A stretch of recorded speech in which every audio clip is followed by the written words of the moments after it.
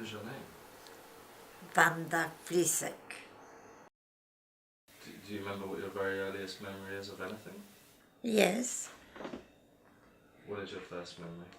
the earliest memory is staying at my grandparents' farm and all the animals there.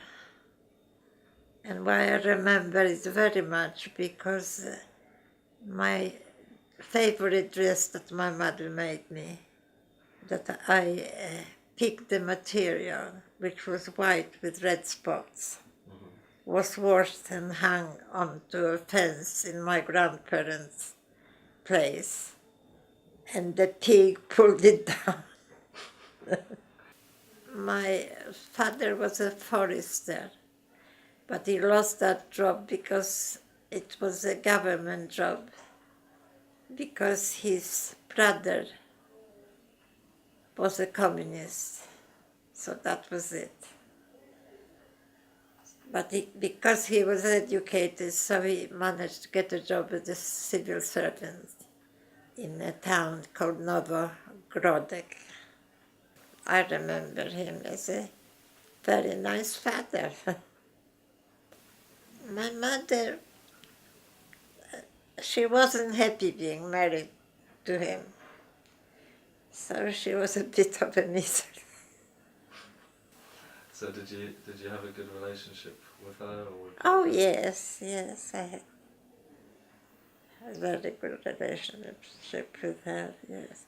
But she was very accomplished with all these skills, like sewing, embroidery, crochet, knitting, you name it, she could do it. I had no intentions of becoming a dressmaker, but because I had to make my own clothes because I was too poor to buy them ready-made. And then some people saw and asked me to make things for them, and that's how it developed. What was your intention as a child? Do you remember knowing what you wanted to be or what your ambition Well, was? when I was a teenager, yes, I would have loved to study medicine. To be a nurse? A doctor. Doctor. So you're very ambitious. Of course. I was 6.5 years old when the Russians came and deported my family and countless other Polish families into Russia, into Siberia. I think an hour to pack and then put on the sledges, horse-drawn, taken to a railway station called Lida and put into cattle trucks. But there were platforms on it that people could sleep. There was a hole in the bottom of the floor when people had to go and relieve themselves, and other members used to hold blankets around them so it would be more private. So how long were you in Siberia for? We were there 2 years. It was February, so it was in the middle of winter, and wooden cabins. When you arrived in Siberia, were you with my mother and father, and my little brother, 18 months old. I remember you telling me a story of how you couldn't get him enough food and he was too cold. Well, there was no milk or any other baby food, so he died. I think he contracted meningitis. In Siberia? Yes. Okay. We shared it with another family, husband and wife, with 4 boys, 4 children.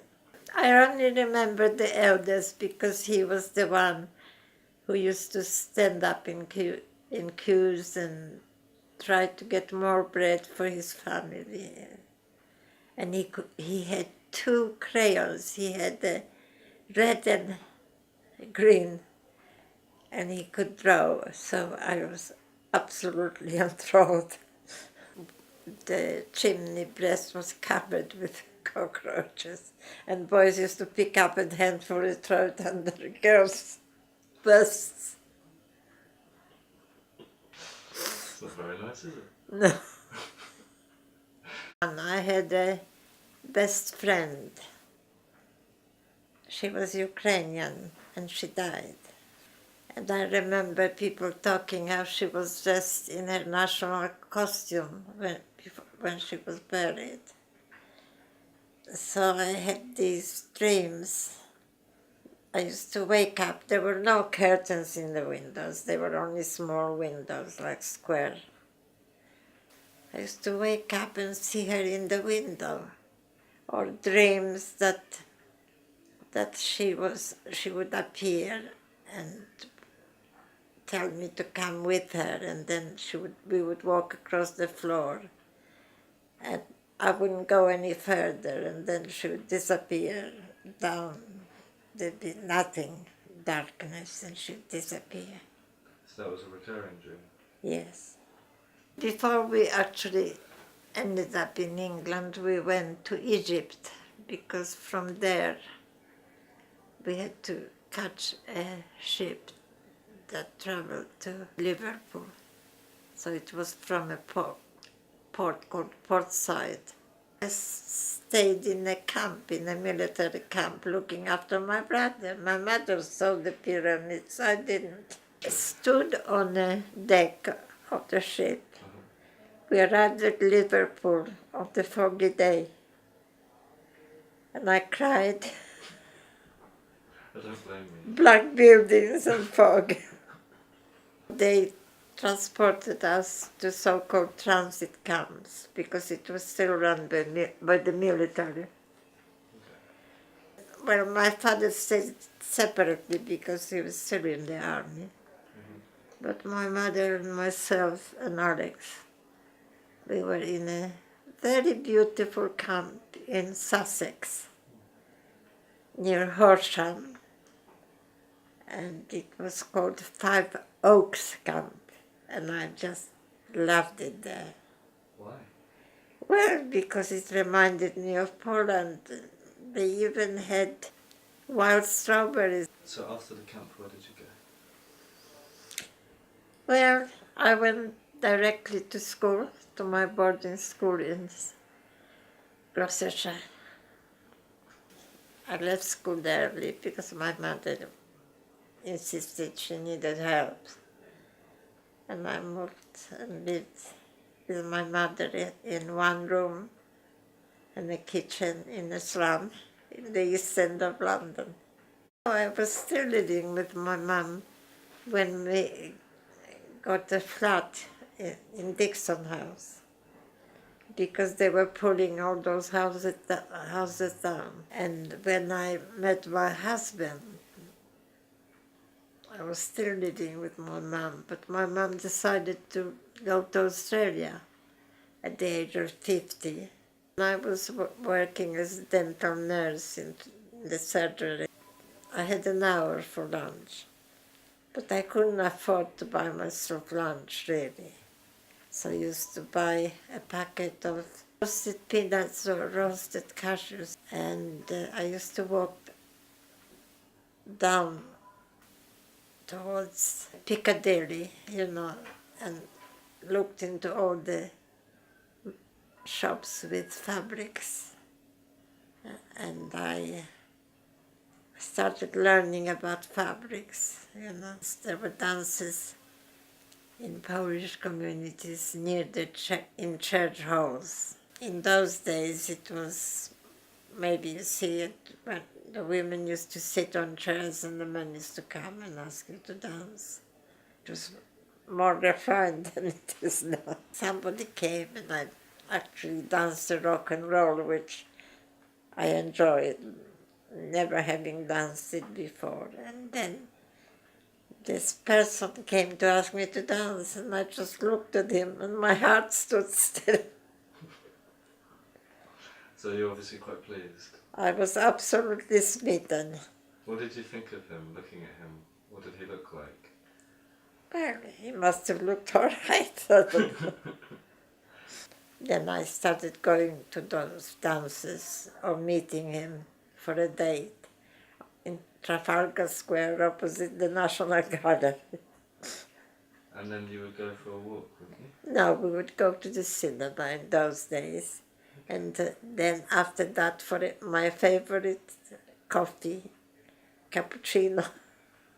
He and his brother, because they had very good hearing, they used to be the radio engineers, during the war, yes. And do you remember him telling you any stories from the war? Only one that I remember, because they were on that mountain called Monte Cassino. And the Germans were right on top in that monastery, Benedictine monastery. They were based in caves. And one story, he said he stood in the entrance to that cave. And the officer came and said, "Make room, I'll stand there." And as he went back, say a grenade came in, and the officer was killed and all his intestines were out. And he stood there, say, a couple of minutes before. It was post-war period, very austere still. And women used to like to dress their little girls in party dresses, frilly party dresses. So actually I made 3 of them, very plain to start with. Put them in I remember the suitcase, a red suitcase, small. And although I was ashamed of what I was doing, it wasn't for somebody who was educated in a grammar school. And went on to a bomb site, opened the case, put the frocks out. And I sold one. Yeah? I couldn't believe it. And then I made, with the money, I bought more fabric and made more, so I had 5 then to sell. And I was standing there, and a woman who had a store said, "Oh, come on, let's put them on my store." That was the standard. Eventually, I applied for a license and for a store. Some Jewish ladies, very demanding, very particular, for little money. "Can you do it any cheaper?" Was that the only market that you had a store in? Yes. And then after that, was that when you started being based more at home? Once you... Well, the reason I was based at home, because Lydia was born, people just started ordering bridesmaid dresses and stuff, so I asked them to come home. I'd like to know a bit more about Lydia and Marek. Well, from the beginning I decided not to shelter them, and also to be part of the environment, because some Polish parents didn't want them to mix with the English, for instance, and I wouldn't have that. I decided they needed to, belong. Can you tell me what you remember about the build-up to when Yannick's health wasn't good before he died? Well, there wasn't much of a build-up, but what I didn't realize when he was having a heart attack, but I didn't realize what it was. We even went to the doctor, and the doctor said, "Oh, I'll give you a prescription for a collar." And so we went by bus from the doctor's, and we crossed the road, and he just collapsed in front of the flat and died. Heart attack. And that was it. He was dead. In spite of everything, I had to get on with it. I couldn't sit and cry. I mean, I could cry, but not neglect my children or so forth. So just got on with life. And so, can you tell me a bit about Marek's mental state and that time and what it was like after that? Well, it was a very difficult time because eventually, well, it was the doctor diagnosed him that he was suffering from schizophrenia. And it was worrying time because he was, and I was thinking, why him? The police came and I was out. And actually I was with friends, and because it was my friend's grandchild that was being baptized then. But I was tense because Marek was on his own. He didn't want to come. And it's Teresa who eventually drove me home. And when we came home, he wasn't there. So then the police came and said that, that he was dead. Well, I recovered, yes, I was fine. Yeah, it's quite amazing that you all recovered. Well, I after being must ill have for had some a time. very strong constitution, like still do now. Do you remember feeling very scared? No, No? I found everything an adventure.